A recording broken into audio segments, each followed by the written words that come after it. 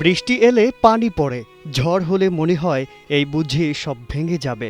পুরনো ডেউটিন আর ভাঙা বেড়ায় মোড়ানো এই ঘরেই মানবেতর দিন কাটছে ৫০ মিনতি রানী সরকারের। মাত্র ১০ টাকায় আঁটি ধানের চারা তুলে আর মানুষের বাড়িতে কাজ করে কোনো মতে চলে তার জীবন সংসার। হবিগঞ্জের নবীগঞ্জে মানবেতর জীবন কাটাচ্ছেন এক অসহায় নারী। নেই স্বামী সন্তান, নেই নিরাপদ আশ্রয়টুকুও। বেঁচে থাকার লড়াইয়ে প্রতিদিন সংগ্রাম করছেন বিধবা মিনতি রানী সরকার। এমন দুর্দশায়ও তার ভাগ্যে জোটেনি সরকারের বিধবা ভাতা বা বয়স্ক ভাতার কার্ড। ৩০-৩৫ বছর হয়ে যাবো গা।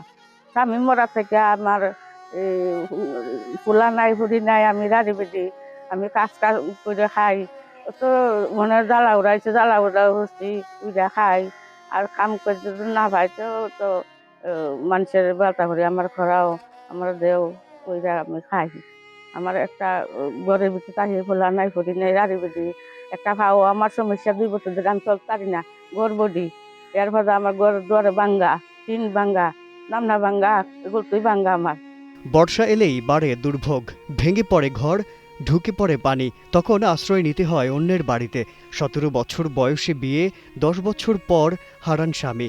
৩ দশকের বেশি সময় ধরে একাই বইছেন জীবনের ভার। খানির কষ্ট, ঘরের কষ্ট, জানের কষ্ট, শরীরের কষ্ট। আদায় ১ বছর ২ বছর ধরে খাওয়ালে আমি অচল। আমার কোনো কই চাইলে না দেয়ার খোলায় না, কেউ কোনো আমার দেখে না।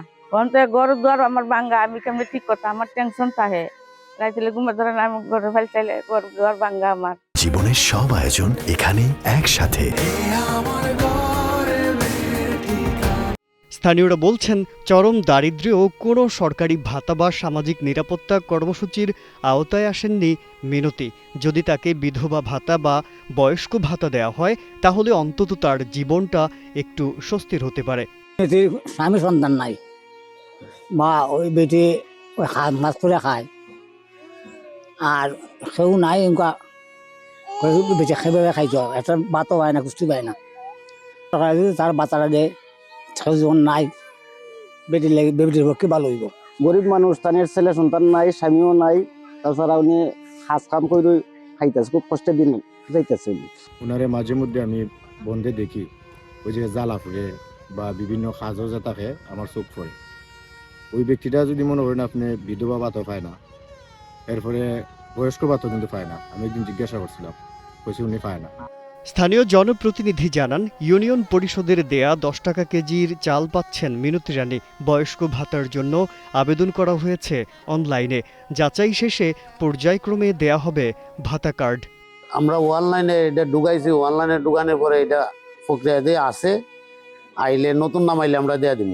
বর্তমানে সে ১০ টাকা কেজি চাল পায় সরকারি ভাবে। এমনি তো আমরা ঈদের সময় চাল হয় মহিলারে দেই, আমরা গরিব হিসাবে তারে দেই সবসময়।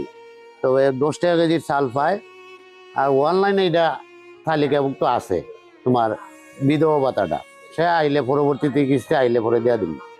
জীবনের এই পরন্ত বেলায় একটি নিরাপদ আশ্রয় আর সরকারি ভাতা থেকে প্রাপ্ত সাহায্যের অর্থ হতে পারে মিনতির বেঁচে থাকার ভরসা।